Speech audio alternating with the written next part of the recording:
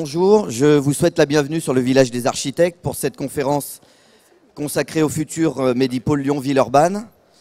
Le futur Medipôle Lyon-Villeurbanne est le résultat d'une démarche innovante de coopération hospitalière entre le groupe Capio et la Mutualité française du Rhône, qui ont décidé de regrouper leurs activités sur un site unique. Ce nouveau pôle de santé au cœur de la métropole lyonnaise réunira toutes les spécialités médicales, c'est important de le souligner. Avec ce projet, la Mutualité française et le groupe Capio espèrent notamment répondre de façon beaucoup plus adaptée aux besoins de la population en mutualisant leurs compétences et leurs ressources. Pour réaliser ce projet d'envergure, les maîtrises d'ouvrage ont décidé d'unir leurs partenaires respectifs, Cetris et Taé, qui intervient régulièrement aux côtés du groupe Capio, et l'agence Sud Architecte, partenaire de la Mutualité française du Rhône. Pour nous évoquer ce projet aujourd'hui, nous accueillons Dominique Lebrun, directrice générale de la Mutualité française du Rhône. Madame Lebrun, bonjour. Qui intègre à ce projet ses cliniques de Lyon, de l'Union et du Grand Large, ainsi que l'établissement de soins de suite et de réadaptation, les Ormes. Nous accueillons également Éric Calderon, directeur de la clinique du Tonkin du groupe Capio, qui regroupera les activités de la clinique et de son centre de SSR Bayard. Monsieur Calderon, bonjour. Nous accueillons également Gérard Guichard, anesthésiste et président de CME de la clinique du Tonkin. Bonjour. Monsieur Pierrick Lelard, architecte associé, directeur pôle santé pour Sud Architecte. Monsieur Lelard, bonjour. Sud Architecte, fondé en 1981. Sud est un groupe d'architecture qui est présent à Lyon, à Paris, à Varsovie, à Kiev. Multi-expert, il réunit des architectes et des urbanistes, également des ingénieurs et des designers d'intérieur. Et puis, nous accueillons également monsieur Christophe Cruvelier, directeur du développement au sein de Cetris et Taé, société spécialisée dans la conception et la réalisation d'établissements de santé. Cetris et Taé développe l'ensemble des composants d'un projet de santé, programmation, architecture et bien d'autres domaines. Je vais maintenant donner la parole à madame Lebrun et monsieur Calderon. Quels sont les objectifs et les enjeux du rapprochement de vos deux entités ?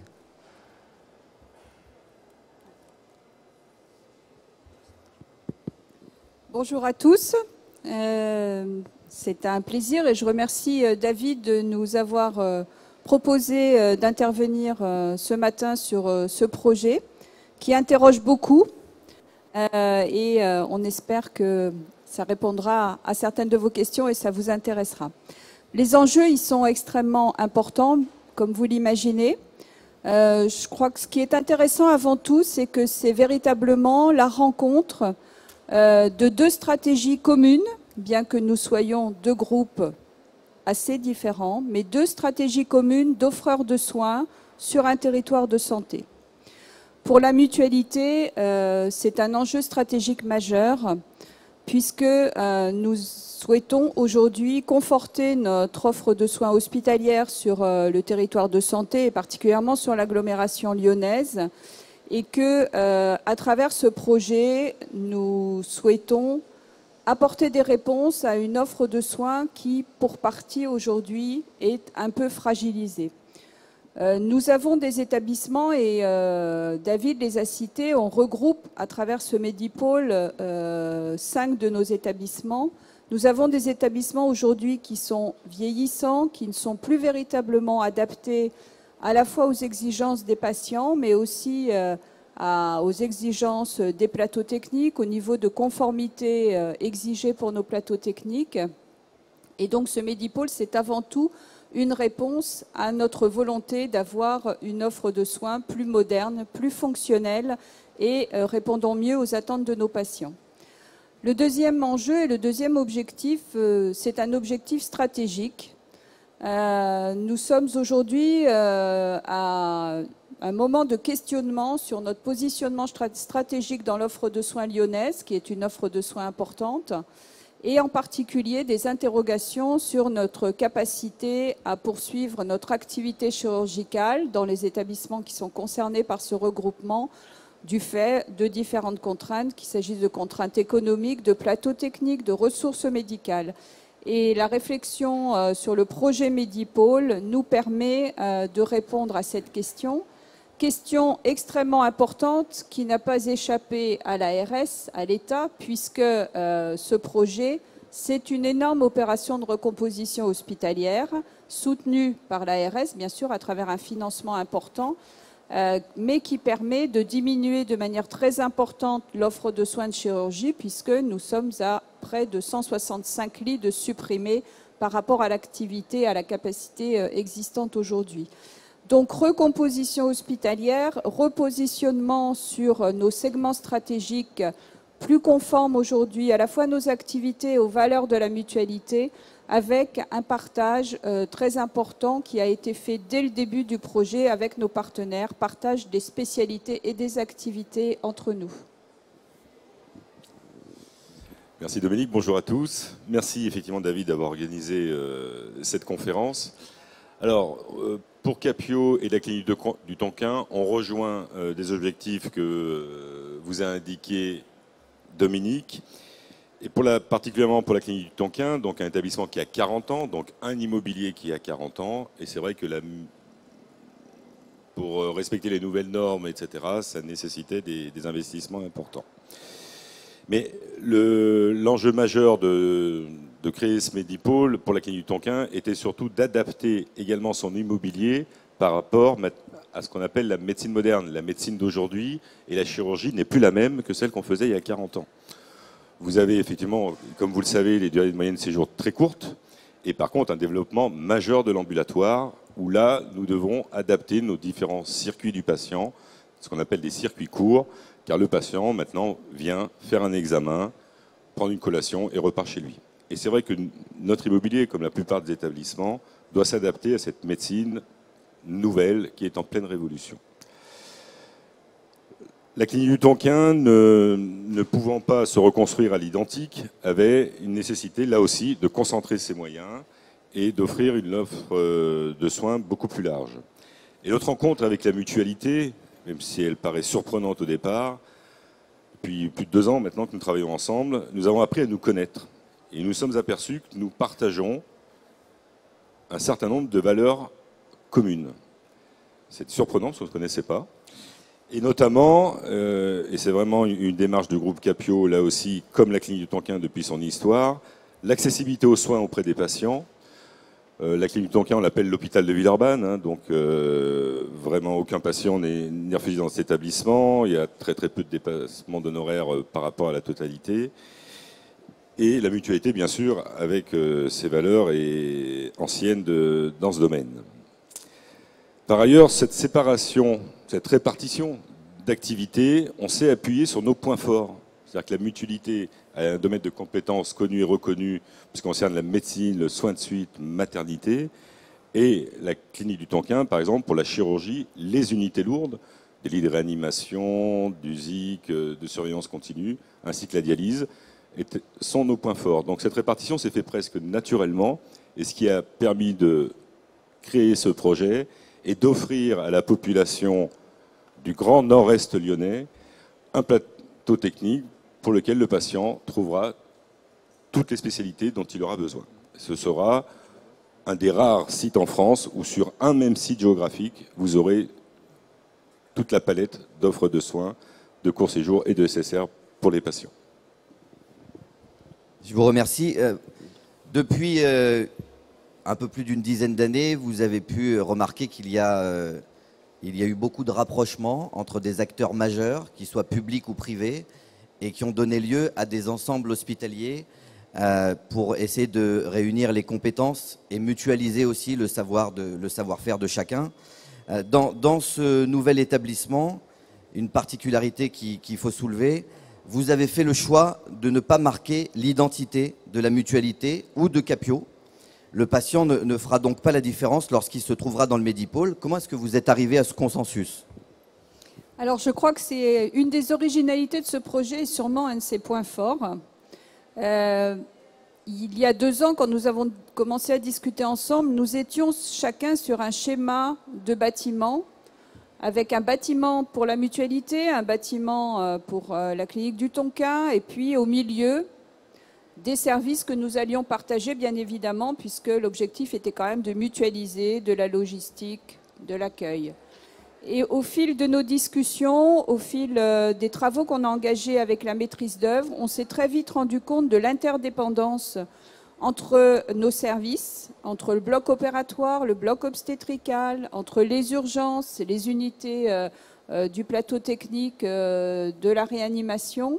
Et finalement, assez vite, nous avons conclu que nous ne pouvions pas avoir deux bâtiments distincts, mais que nous devions mailler nos activités, mailler nos services. Et donc, nous avons effectivement aujourd'hui un seul bâtiment, l'équipe de maîtrise d'œuvre en parlera, avec des étages sur lesquels nous avons à la fois des activités de Capio, des activités de la mutualité qui sont ensemble. Et nous avons mis beaucoup de choses en commun sur des choses qui paraissaient évidentes, bien entendu, la restauration, la stérilisation, mais également des choses qui apparaissent de prime abord plus difficiles à mutualiser, la pharmacie, le magasin et tout ce qui concerne les achats. Et nous sommes aujourd'hui sur une direction hôtelière commune à l'ensemble donc de nos activités. Donc c'est vraiment important. Pour nous, le patient, il doit avoir la même qualité hôtelière, la même qualité de prise en charge, le même niveau d'accueil, quel que soit son point d'entrée, quel que soit son point de séjour à l'intérieur du futur Medipôle. Monsieur Calderon, vous voulez ajouter quelque chose ? Oui, quelques mots. Quand on regarde effectivement les expériences précédentes, où il y a eu des regroupements avec deux entités différentes, très souvent, effectivement, fonctionnellement, ça ne marchait pas complètement. Donc, de par cette expérience et nos échanges, on s'est dit, et c'est ce qui a guidé le choix pour le patient d'avoir un nom, le Medipôle Lyon-Villeurbanne, même si à l'intérieur il y aura deux gestionnaires, c'est que le patient, en fait, il vient dans un endroit pour se faire soigner, peu importe, que ce soit Pierre, Paul ou Jacques qui le prennent en charge. Et on a voulu vraiment que pour le patient, il soit pris en charge de manière globale sur ce nouveau site. Je vous remercie à tous les deux. Je vais maintenant donner la parole à Monsieur Guichard, qui va s'exprimer au nom de la communauté médicale. Monsieur Guichard, quelles sont les attentes de la communauté médicale vis-à-vis de ce rapprochement et du nouvel outil que représentera le Medipôle ? Bonjour à tous. Bon, la communauté médicale, effectivement, souhaitait un environnement innovant, une structure hôtelière neuve et de pouvoir travailler sur un plateau technique performant. Les praticiens des deux groupes, qu'il s'agisse de la mutualité ou du Tonkin, ont bien compris que chacun dans notre coin, c'était absolument impossible de faire une structure innovante comme celle-ci. 700 lits, c'est quand même quelque chose qui intéresse tous les praticiens. D'autre part, à la différence d'autres structures, il n'y aura pas de concurrence entre les praticiens. C'est-à-dire, d'un côté, la mutualité avec des praticiens salariés, de l'autre côté, Capio avec des praticiens libéraux. Chacun reste dans sa spécialité. Donc les praticiens, alors qu'ils étaient très angoissés au départ sur ce regroupement, aujourd'hui estiment que c'est le mieux pour le patient. Les praticiens de Capio libéraux s'occuperont du plateau technique, de la chirurgie. Les praticiens de la mutualité s'occuperont de la médecine, du SSR, des urgences, de l'obstétrique. Chacun restera dans sa spécialité sur ce qu'il fait très bien. Donc finalement, ce projet évolue doucement mais sûrement. Tout le monde aujourd'hui est satisfait, tout le monde a travaillé sur les plans. Il y a eu des groupes de travail qui ont réuni aussi bien les praticiens salariés que les praticiens libéraux, les personnels infirmiers, les cadres administratifs. Tout le monde a travaillé dans son coin pour établir ce projet. Donc je crois que c'est pour ça qu'il va réussir. Je vous remercie. Lorsqu'on pose la question aux directeurs d'établissements, que ce soit des petits ou des moyens ou des gros établissements, aux présidents de CME, à la plupart des professionnels qui aujourd'hui dirigent nos établissements de santé, lorsqu'on leur demande quelle vision ils ont de l'hôpital de demain, beaucoup nous répondent un plateau technique performant allié à des satellites pour assurer la proximité de l'offre de soins. Comment est-ce que sera organisé votre nouveau plateau technique ? Alors ce nouveau plateau technique sera organisé par pôle de spécialité en termes de chirurgie avec des 4 services différents, 4 services de garantie de chirurgie, des services de médecine et un énorme plateau technique central qui regroupera absolument tous les blocs opératoires, les lits chauds, genre réanimation, USIC, soins intensifs post-opératoires, les salles de coronarographie. Toutes les gestes techniques seront pratiqués au même niveau, ce qui permettra pour le patient une homogénéité de suivi. Quant à l'hospitalisation, effectivement, ce sera par pôle, par strate, et donc la différenciation se fera de manière verticale. Un étage de médecine, un étage de SSR, un étage de chirurgie. Voilà. Je vous remercie.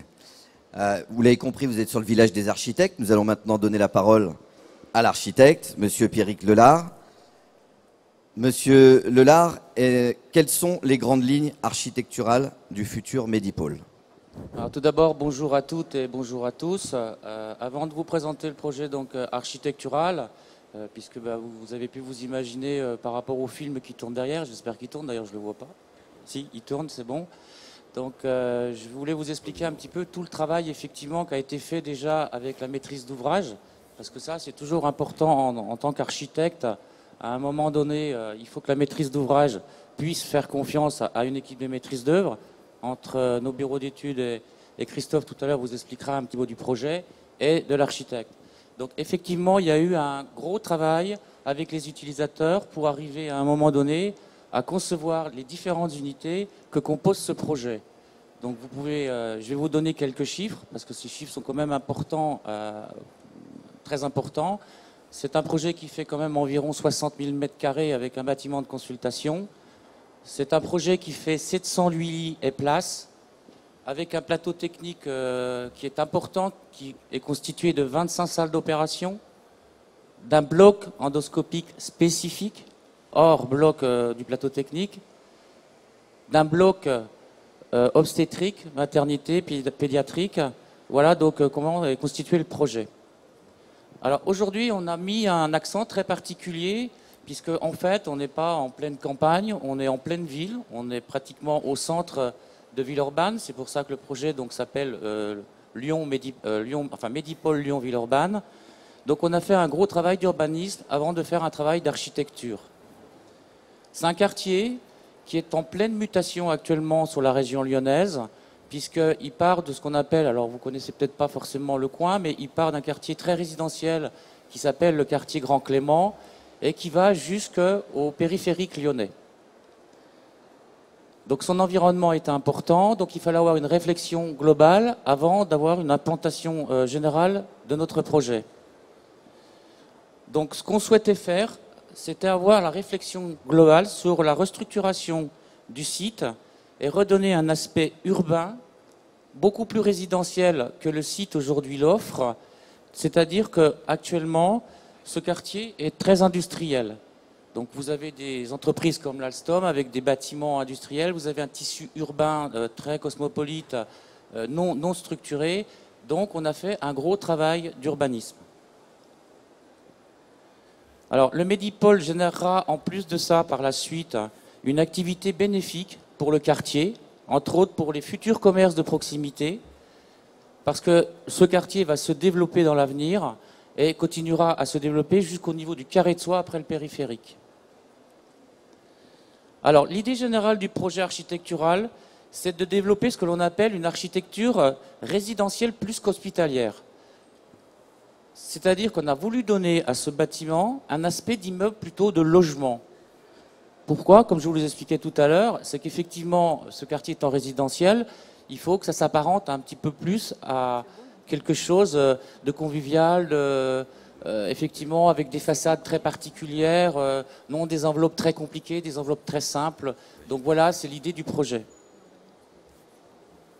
Alors on a surnommé ce bâtiment, je ne sais pas si on le voit sur les photos, c'est un bâtiment qu'on appelle les trois nefs, qui est composé malgré, entre guillemets, sa volumétrie, qui est composé de toitures, puisqu'on a fait un travail de toiture aussi. Alors des toitures contemporaines, hein, bien évidemment, ce n'est pas des toitures en tuiles. Donc on a essayé de redonner une image à la fois encore plus résidentielle par rapport à ces toitures. Ce bâtiment est soutenu par un socle que l'on appelle, bon, il y a le rez-de-chaussée bien évidemment, où on y trouve toutes les unités spécifiques, puisqu'on a des accès qui sont adressables, entre autres rapidement les urgences, le centre de dialyse qui a besoin effectivement d'avoir des accès en extérieur, une partie d'un plateau SSR, l'imagerie médicale, donc ça étant constitué au niveau du premier niveau assez dense. Le premier étage, comme je vous disais tout à l'heure, sur un seul et même niveau, le plateau technique. Toutes les parties supérieures du projet sont les hébergements. Les hébergements SSR, unité de médecine, unité de chirurgie. Un point important réside dans l'encadrement du terrain qui est cerné effectivement par une voie qu'on appelle la voie Léon Blum, qui est, elle, très structurante puisqu'elle rejoint la partie de Villeurbanne jusque pratiquement au centre de Lyon. Donc ça, c'est une voie structurante et composée d'une petite rue qui s'appelle la rue Faïs et donc sur le sud du terrain par ce qu'on appelle la ligne de tramway qui rejoint donc la Pardieu à Saint-Exupéry. Donc vous voyez, le terrain est bien encadré. C'est un terrain qui fait 5 hectares. Donc on avait la place de poser notre projet. Donc le Medipôle est un bâtiment imposant de 26 mètres de hauteur pour 170 mètres de large et 170 mètres de long, excusez-moi, 80 mètres de large. En y ajoutant, en alignement sur Léon Blum, un futur bâtiment de consultation. Donc tout ça, comme je vous l'ai expliqué tout à l'heure, représentera une surface d'environ 60 000 mètres carrés. On a développé un espace public devant le projet, puisqu'évidemment, il va y avoir énormément de monde qui va travailler là-dedans, environ 2500 personnes, 1500 praticiens, donc c'est un bâtiment énorme. Donc vous avez un parvis qui se développe au niveau nord, qui permet l'accès principal au bâtiment, en sachant qu'on a un deuxième accès qui permet donc aux gens du tram, puisqu'on a une gare du tram en partie sud, de pénétrer à l'intérieur du bâtiment. L'intérieur du bâtiment, bien évidemment, comme tout projet hospitalier, a plusieurs flux. Hein, on appelle, bon, je ne vais pas rentrer dans les détails. Et on a eu une conception d'une rue, ce qu'on appelle une rue centrale, qui permet d'avoir un espace de convivialité. C'est-à-dire comme en ville, on a une rue, on s'y promène, on s'y arrête, on prend un café, on lit le journal, on peut acheter des fleurs. Donc tout ça fait partie de la vie, fait partie de notre vie de tous les jours.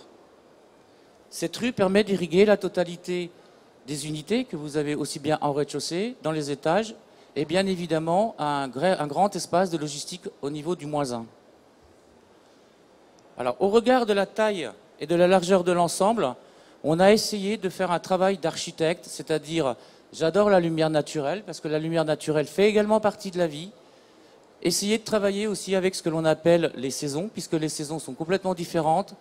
Donc on a essayé d'amener un petit peu de poésie à tout ça et à ce bâtiment, malgré son importance.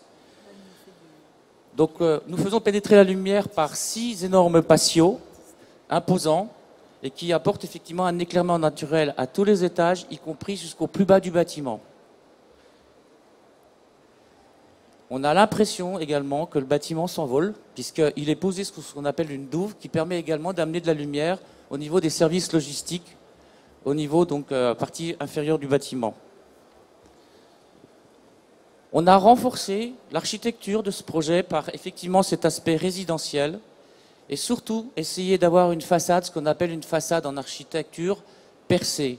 Non avoir une enveloppe, donc des fenêtres assez imposantes, assez importantes, qui permettent, y compris au niveau des hébergements, d'amener de la lumière pratiquement jusqu'au niveau de la dalle pour pouvoir effectivement, pour que le patient et y compris le personnel soignant, puisse effectivement toujours bénéficier de cette lumière. À cette idée architecturale s'ajoutent des formes, des volumes différents qui s'harmonisent.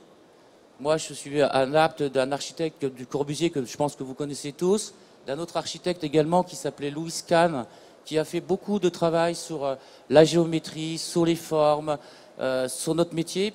Je pense que plus un bâtiment est simple, malgré sa complexité, malgré sa fonctionnalité hospitalière, mieux il vieillira dans le temps. Donc c'est pour ça qu'effectivement, on travaille, nous, sur des formes harmonieuses, par ce qu'on appelle des pleins et des vides. Je voulais juste faire après une petite parenthèse, c'est que notre projet également, on l'a proposé donc à notre maîtrise d'ouvrage, donc au groupe Mutualité du Rhône et au groupe Capio. On a essayé de trouver une solution, parce qu'aujourd'hui on parle effectivement beaucoup d'environnement, de développement durable. C'est important que nous, en tant qu'architectes, on en tienne compte. Donc notre projet s'inscrit dans une démarche de développement durable. Il s'agit d'un point important pour nous. parce que nous travaillons beaucoup sur ce qu'on appelle les premières étapes avant de dessiner quelque chose. Et ça, c'est important dans la conception générale, architecturale et technique. Donc ces éléments-là aussi sont assez intéressants pour notre maître d'ouvrage, parce que ça aborde grandement tout ce qu'on appelle la maintenance du projet par rapport à ses consommations futures. Donc ça, c'est aussi également important d'en tenir compte. Donc, par rapport à aussi sa maintenance, puisqu'effectivement ce bâtiment va vivre, donc à un moment donné, sa maintenance est importante, donc il faut qu'on en tienne compte.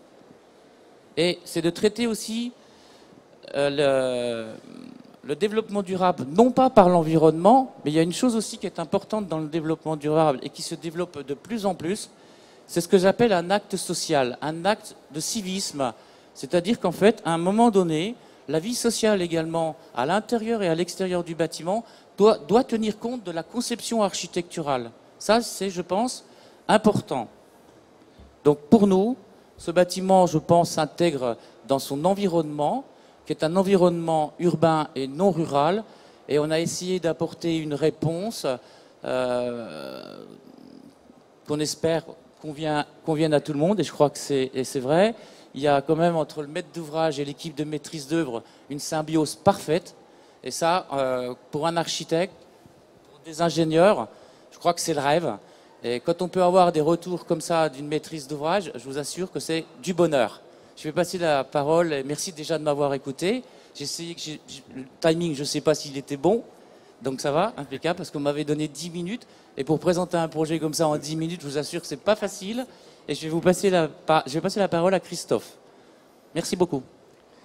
Monsieur Cruvelier, quel est votre rôle et le rôle de Cetris et Taillé sur ce projet? Bonjour à tous, merci Pierrick pour me passer la parole.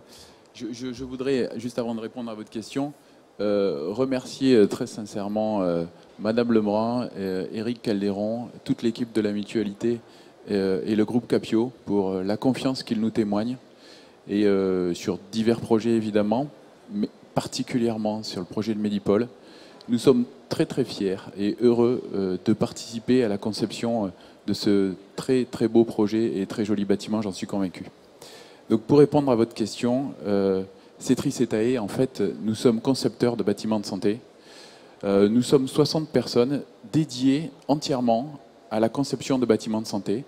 Donc on part de gens qui sont des programmistes, à des personnes qui sont des architectes spécialisés dans les flux et dans la gestion des process, jusqu'à des techniciens, à des bureaux d'études, donc à des ingénieurs, comme se plaît à le dire Pierrick pour nous, et pour moi en l'occurrence, et à des personnes également qui sont spécialisées dans le suivi de l'opération et de la construction. Une construction de bâtiments de santé, ce n'est pas une construction de logement. Il faut des gens qui soient spécialisés de ça pour savoir comment avancent les travaux et comment ça se passe. On intervient très généralement en tant que mandataire de la maîtrise d'œuvre, et on est toujours ravis de s'associer avec des architectes qui nous apportent toujours des idées et beaucoup de créativité. Et à ce niveau-là, Pierrick est très fort là-dessus.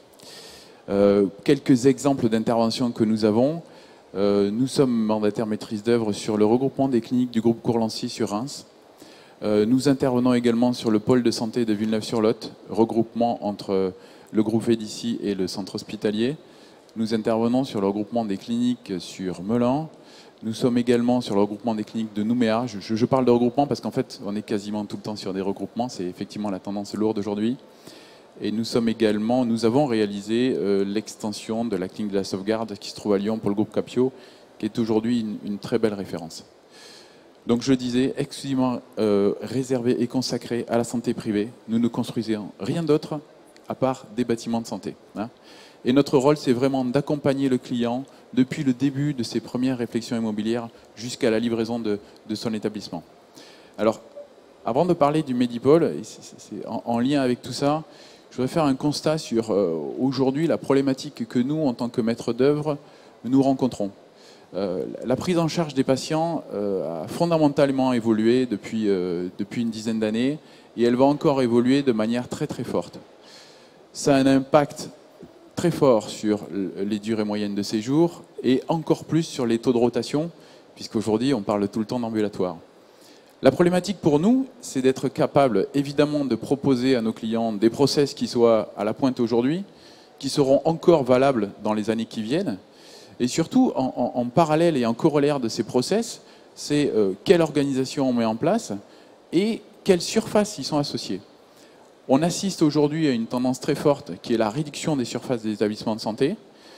Je parle de ça parce que ça a un impact direct sur le bilan global de l'opération et sur la capacité d'un maître d'ouvrage à être accompagné en confiance par quelqu'un qui est capable de lui dire pour le projet que vous avez, pour le projet médical que vous avez, il va vous falloir tant de mètres carrés et donc vous allez avoir un investissement qui va être à telle hauteur.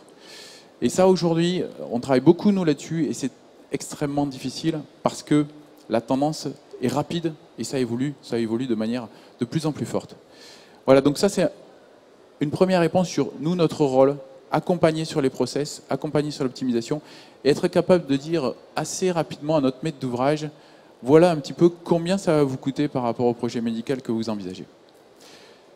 Pour parler du projet Medipôle, je l'ai dit, nous sommes très fiers de travailler là-dessus. C'est vrai que c'est un regroupement entre le groupe Capio et le groupe mutualiste. Madame Lebrun en a parlé tout à l'heure. Dans les premières réflexions que nous avions eues et les premiers ressentis que nous avions, c'était on souhaiterait avoir 2 bâtiments séparés, on souhaiterait fonctionner sur un même site, mais peut-être d'une manière un petit peu autonome. Évidemment, en termes de logistique, en termes de fonctionnement général, c'est quasi impossible d'organiser quelque chose comme ça.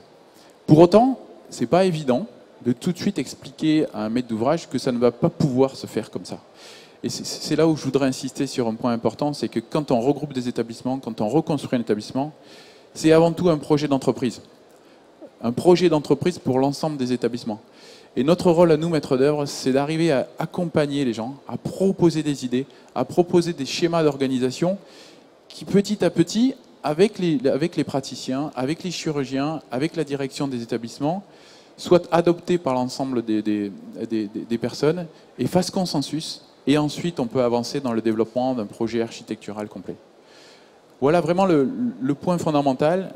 Et effectivement, quand on avance dans le projet de développement, on travaille avec l'architecte sur la physionomie générale et sur l'organisation globale du bâtiment.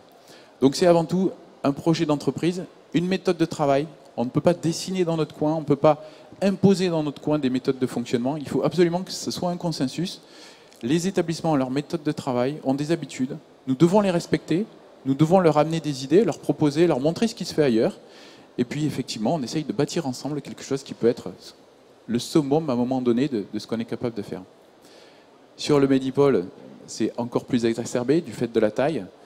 On est fiers du résultat parce qu'en fait, on arrive sur des organisations horizontales très importantes. 710 lits et places, ça veut dire que chaque plateau a une très grande surface. Du coup, ça nous permet une organisation qui est très intéressante. On a un niveau rez-de-chaussée avec des accès publics très intéressants. Tous les grands accès publics, imagerie, laboratoire, urgence, sont positionnés à rez-de-chaussée de manière simple. De la même manière, le plateau technique, on a réussi à positionner l'ensemble des services, évidemment le bloc opératoire, évidemment l'ambulatoire, qui est en lien constant avec le bloc opératoire aujourd'hui, mais également quelques services de chirurgie et tout ce qui est plateau chaud, donc réanimation, etc. Tout ça sur un même niveau. En règle générale, on n'arrive pas à le faire, parce que la contrainte fait que quand même, à un moment donné, il faut une certaine verticalité, et on n'arrive pas à poser le bâtiment comme ça.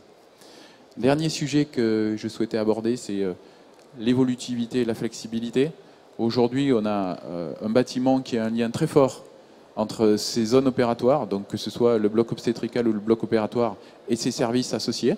Donc le service, par exemple, le pôle mère-enfant est un pôle mère-enfant horizontal. Vous avez le bloc obstétrical et juste à côté les hébergements.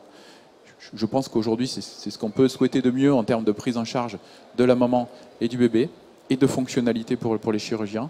Et de la même manière, on a un bloc opératoire qui est en liaison très forte avec la zone ambulatoire, avec évidemment une zone filtre, donc de jonction très large, avec plusieurs entrées, plusieurs sorties. Il faut que les flux puissent être rapides.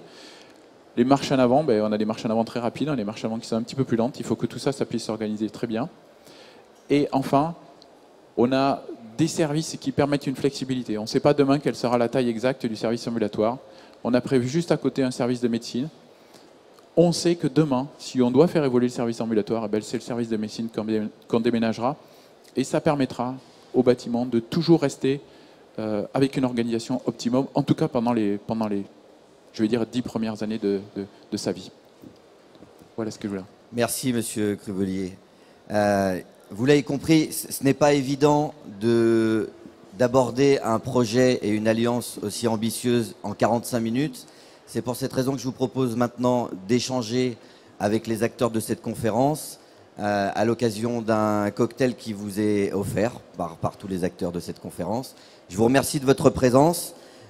Nous avons une conférence dans un petit quart d'heure qui sera consacrée au nouvel hôpital de Mercy du CHR de Metz-Thionville avec Samir Farah, architecte, et le CHR de Metz-Thionville. Je vous remercie encore de votre présence. Je vous souhaite une excellente journée.